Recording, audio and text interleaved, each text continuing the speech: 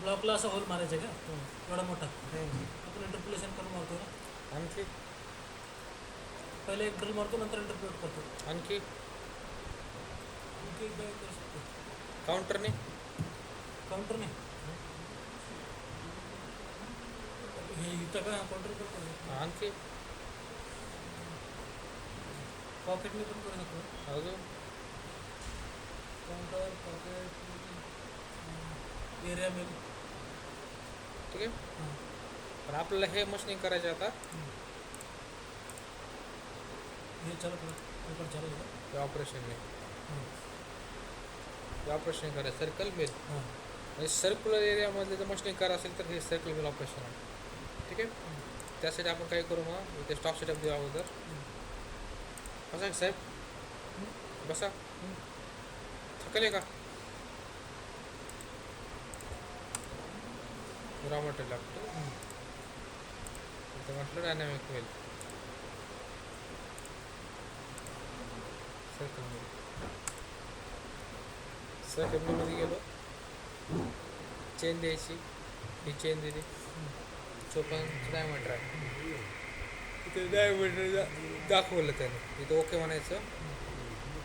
Tool म्हणजे आपल्याकडे आता 54 mm टूल असणार आहे ड्रिलिंगसाठी. 54 mm ड्रिल नसणार आहे आपल्याकडे. ठीक आहे.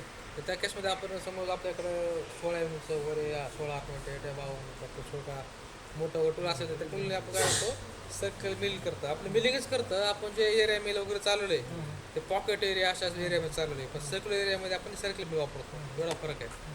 म्हणजे टूल घेतलं समजा मी 16चं वगैरे घेतलं 16चं येत नाही ना डबल पास द्यावं 16 8.8 का त्याला डबल पास द्यावं लागेल.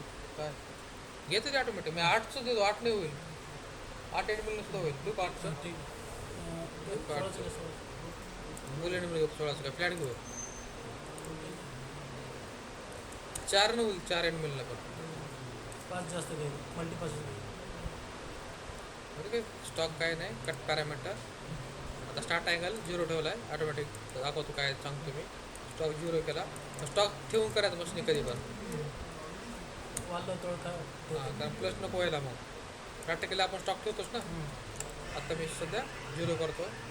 रफिंगमध्ये गेलो रफिंगला ऑन केलं स्टेप ठेवायची किती 50% एंट्री कसं हेलिकल त्याला ऑफ केलं मी मला सरळ एंट्री पाहिजे त्यामुळे मी हे ऑफ केलं. फिनिशिंगमध्ये फिनिशिंग पाहिजे तिथं फिनिशिंग देत येतात. इथे फिनिशिंग आणि सेमी फिनिशिंग दोन आहे. आता फिनिशिंग आणि सेमी फिनिशिंगमध्ये काय फरक आहे काय बरोबर. हां तर काय होतं इथं आपण स्टॉक ठेवला नाही. ठीक आहे. समजा मी इथं पॉईंटवर स्टॉक ठेवला पॉईंटवर स्टॉक ठेवला फिनिशिंगमध्ये गेलो इथे फिनिशिंगला सेमी फिनिशिंग आणि फिनिशिंग ऑन केलं.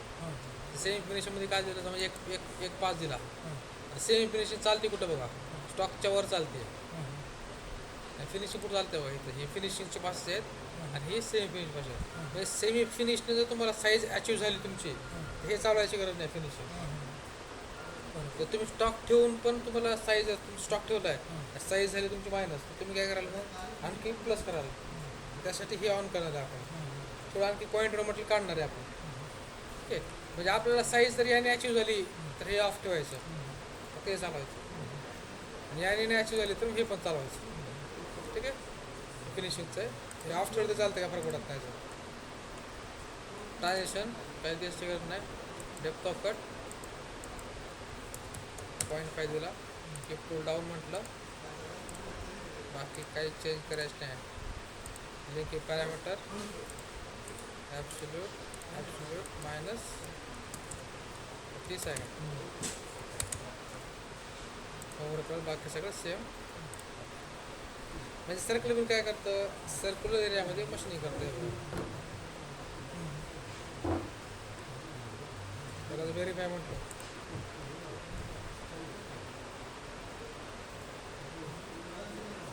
शिफ्ट करून सर जरा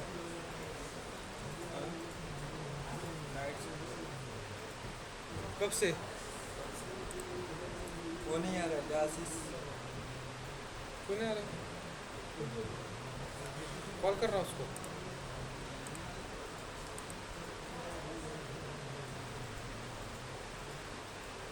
फक्त मशीन पूर्ण एरियामध्ये फिरतो येतो बरोबर. हे थोडा सो आहे